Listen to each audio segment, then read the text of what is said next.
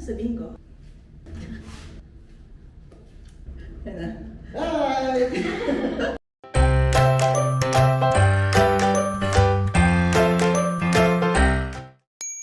Hi, this is Elle and welcome sa isa na namang makeover. Ang makeover natin is this 25 square meter studio unit. Ang gagawin dito, ang plano talaga dito is parang magiging guest house. Guest house talaga ang social. And ang gusto niyang look is very fresh, very classy, neutral. So, ang request talaga is syempre kailangan ng bed. Comfy na bed dahil nga dito ang mga may bisita, may tulugan, pahingahan, tong space na to. Tapos, living area. Wala namang request, bed lang. Technically, parang guest house vibe. Kung saan matutulog. Hindi ko kasi alam kung ano pa pa. Basta light wood, white, beige, neutral. Gusto ni owner na medyo i-separate yung bed area dun sa living space. So, nag-request siya ng divider. And actually, ang ganda na ng mga pieces. And I'm super excited na simulan to, makeover na to. Ayan na, dami nang nangyayari. Ayan ang wall. Tapos, naka-molding tayo dito. Yan, yan. Tapos dito magkakaroon din. Tapos ngayon, sinusukatan na natin yung glass partition. Kasi meron tayong partition dyan. Ayan na yung tiles natin. Ako lang pa. Sorry. Magpag ako up There's more. Wait, there's more. Yan. Ang kito, saboy lang na bevel. Go. Tapos, beige grout. Ah, ganda. Dali. Uy, ang laki. Ang giant pala nito. Super giant. Super giant. Andito na yung divider wall. Ayan na, naka-install na siya dyan. And, ayan na yung ilaw. And, ito, magla-lime wash tayo para dito sa sa wall na to. Lalagay din natin yan dito sa buong upper wall na to. And, may dala ko ngayon na yung handle nga na ilalagay natin dito sa kitchen. Saka, wall light. Ito na yung handle natin, yung box na niya. In fairness, maganda siya. Cute! White and gold. Hindi, kaso nga lang, pag dito kasi, ito yung magkatabi ata eh. Oo, diba? So, ganyan siya, tas dalawa. Or, sa gitna sila lahat. Kaya nga eh. Yan na. Final answer. Ooh, oo. Pero dito baliktad. Hindi, baliktarin mo. Oo. Oo. Tapos confused. Meron ako ebidensya ha. Naka-record ko. Meron ako nakitang rug when hindi ako si Joanne. Ma-perfect para dito. Ito na yung rug para dito. Nakikita niyo ba? Tapos ito yung mga throw pillows ko. Ganda. Nandito yan. Sa susunod makikita niyo yan. Diyan. Then, ito yung wall light. Uy, pakibukas. Perfect. Okay. Fine. So, share ko sa inyo yung design para dito sa space. Ang gusto niya kasi dito, ang gusto ni owner is very neutral lang. Kahit neutral, kahit hindi makulay, pero may mga texture, may ganyan. Yung warm ng feeling, ang cozy, ganyan. Pero anyway, so, tsaka very classy rin, gano'n. May glam factor tayo dito. Ito yung plano nating design para dito sa space.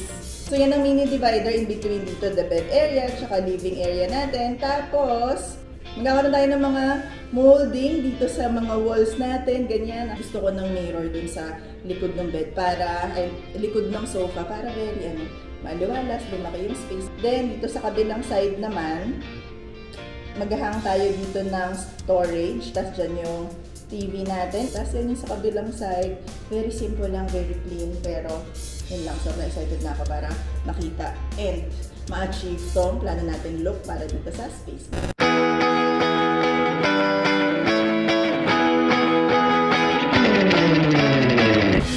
We're here! Final makeover, final decorating day dito. Konting-konti na lang, as in sobrang na niyang cute. Ayan na siya. Mag-aayos-ayos na lang tayo. Ayan yung mirror natin, pina-whitewash natin, and dito yan sa blank wall natin. Artista!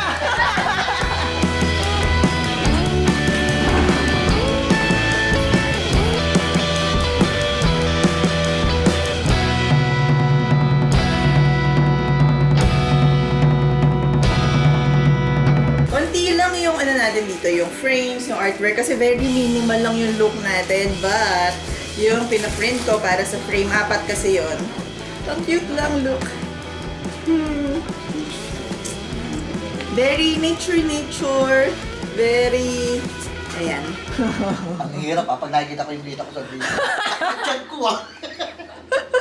Na-insecure pala sa video no? Bakit ba yan?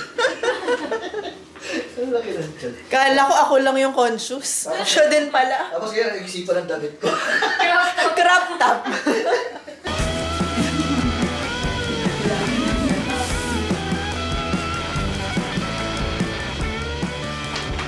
Siyempre. Tabi-tabi. Grabe. Sweet sila eh, sweet. Mga ano ba, 1.5?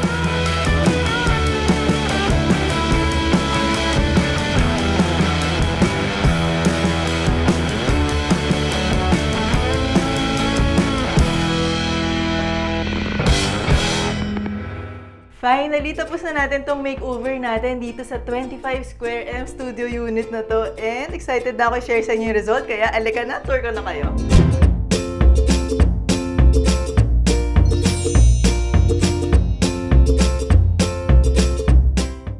So, pagpasok yun ng door, dito sa side na to, actually, ito yung electric panel. Naglagay lang tayo dito ng framed na artwork na magaan lang. Tapos nakaano lang to yung double-sided na hook dahil hindi tayo pwede mag-drill malapit dyan. So, dito sa kitchen, malaki rin yung changes natin dito. Ang dark yung cabinet niya before. So, pinarefinish lang natin siya ng lighter shade. Same color to nung lahat ng wall. Tapos, pinapalitan ko yung mga handle na mas bagay sa theme natin. May gold, may white, may glam factor. And nagpa-tiles din tayo ng very classic na subway tile na bevel. Tapos pinag-grout natin siya ng sand na color para bagay na bagay lang siya dito. And itong buong wall dito sa side na to is pinalime wash natin para may texture ng konti. Kahit na very simple lang siya, meron siyang texture. Nilagyan natin ito ng hook na gold. Ang mga hook is very functional talaga kahit saan natin ilagay. And dito naman, itong shelf na to, existing na nila to, nakalagay siya banda doon. So parang ako sobrang perfect niya para dito sa tabi ng kitchen area. Para siyang extension ng storage ng kitchen. Nilagyan nila ng mga everyday use na mga bagay, ganyan. So, makikita nyo dito sa main space natin. Gusto ko maglagay ng mga details sa wall na medyo may French feel, pero mas modern ng konti. So, makikita nyo, maraming part ng wall, pati yung mga beam natin, nagpalagay ako ng molding. Like, nakaka-elevate siya ng feel, ng look, ng space. Alam, mahilig lang talaga ako maglagay ng mga ganyan-ganyan dahil ang laki ng impact niya para sa space. Ito rin yung kanyang existing na dining set. Nung nakita ko, sabi ko, uy, sobrang cute. Like, ang perfect. White lang to. Tapos, itong chair niya, ang ganda lang. Parang wishbone chair. Light color lang yung seat. Very fresh lang. Bagay siya dun sa overall na very calm feel nitong space natin. Tapos, ito lang actually yung wall na meron akong artwork dahil gusto ko ng very minimalist lang nitong space na to. And syempre, nandyan pa rin yung gold na babagay sa lahat ng gold elements natin dito. Naglagay rin tayo dito ng lamp. Ang hilig-hilig ko maglagay ng mga lighting. So, parang ito, parang ang sarap lang kumain. Parang, di ba, parang may date feel. Pag may pailaw ka na ganyan. Tapos, ito na rin yung existing nila na closet. Ito na rin yung pwesto niya. So, nag-iisip ako kung ano ba yung ibang pwedeng layout. Pero wala, ito talaga yung best na layout dahil itong closet nila is malalim, ganyan, like very mas chunky siya. But, ang iniba natin is, pinaint natin tong side ng light color dahil yung original niya is very dark. Pinapalitan din natin yung ilaw dito. So, yung original niya, of course, bulb lang, the usual. Pero, hindi naman ubro na bulb lang. Kaya, palagay lang ako ng track light na gold na sobrang classy. Tapos, tinapat ko lang siya dun sa wall. Hindi lang direct from the ceiling na pababa. Like, maraming shadows. Kakaroon ng depth yung mga walls natin. And, wala, nakakaganda lang talaga kapag yung mga ilaw natin, hindi lahat mga typical lang na bulb. And, dito sa living space, kahit na minimalist lang yung theme natin dito, syempre, kailangan may drama pa rin. So, unang-una, itong wall na to, yan yung pinapaint natin ng lime wash finish. Parang very lang to, subtle lang. Meron siyang texture, may movement yung wall. Ang pinili kong color is yung pinakamalapit lang dun sa paint color natin kasi ayoko na silang mag-iba. Gusto ko lang ng may texture ng ganyan. Tapos, Tapos, syempre, nagpalagay tayo dito ng round na malaking mirror. Very soft kasi nga round siya. So, kahit na maraming square, maraming kanto itong room, ito ay nakakadagdag ng softness sa kanya. Tapos, pina-whitewash na finish ko lang siya para dun sa feel nga nung natural na lime wash against sa kanya. Tapos, sabi ko nga, mahilig ako sa palight. And, dito sa likod ng sofa natin, nagpalagay din tayo dito ng accent light. Like, ito talaga yung nagpa-drama dito, maliban sa lahat ng mga ginawa nating finishes, yung mga ganyang pailaw. May mood, nakakaano ng ambience yung ganyan. Tinagdagan natin ng mga throw pillow na bagay sa theme natin. Nagpalagay tayo nito ng rug na to na very neutral color, pero yung texture niya, ang ganda. Very geometric, nakadagdag lang siya dun sa classiness nitong space na to. Isa sa request ni owner dito is maglagay ng partial divider dito sa space. Gusto ko pa rin ng visual, yung medyo airy pa rin yung feel, ganyan. Kaya, ang pinalagay natin is itong parang French look, French window look na partition na to, na white lang. So, visually, nadidivide niya talaga tong bed area dito sa living area natin. Pero, airy pa rin, ang gaan pa rin niya sa mata.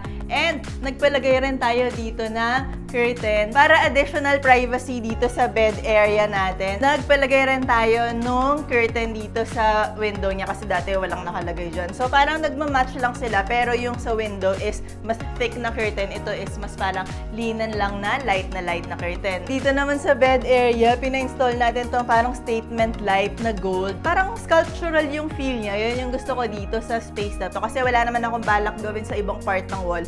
So, at least dito sa gitnang part, gusto ko ng may statement piece. Pero simple pa rin, subtle pa rin. Ang laki nga, no? Pero subtle. Alam mo, gusto ko ng ganong effect. Ready-made na to na cabinet na manipis lang siya, tapos pina-install natin siya sa wall. But, pina-repaint natin siya ng same color sa wall, parang additional storage natin. Yun kasi yung gusto ko dito. Like, wala masyadong nagsa-stand out na mga iba-ibang furniture. Mas mukhang built-in yung feel, ganyan. Kaya pina-same natin sa wall. Tapos, may molding din tayo around the TV. Then, itong TV na to is naka-swivel mount. So, kapag nandun ka sa sofa, pwede mo dong itapat. Para kahit saan, pwede kang manood. Then, syempre, meron tayong pa plant dito. Gusto ko ng mga green. Marami tayong accent ng mga green lang na very simple lang dito. So, gusto ko ng something lang dito sa corner. And, dito naman sa corner na to is naglagay tayo ng gold na clock dahil cute siya. So, dahil guest area nga to, gusto ko ng very cozy corner lang dito. So, nilagay natin tong bed na to. Ang ganda lang ng shape niya actually, light wood lang siya. Pero, natuwa ako dahil itong dalawang dulo niya, merong gold element na syempre, marami tayong pag-gold dito. So, gusto ko yung mga ganong simple touches na detail. White lang yung pinili natin na bedding. Nag-accent lang tayo nitong pillow natin na bagay sa color scheme natin. Nagpalagay rin tayo dito ng wall lamp natin. Ako, ideally, gusto ko ng mga nakahang lang na light. Para hindi na kumain sa side table yung lamp dahil syempre, gusto na natin na ma-maximize. Marami tayong space sa ganito. Bumagay lang siya dito sa very calm, very classic, very neutral, pero maraming texture with a lot of gold na very minimalist chic na look nito ang studio unit natin.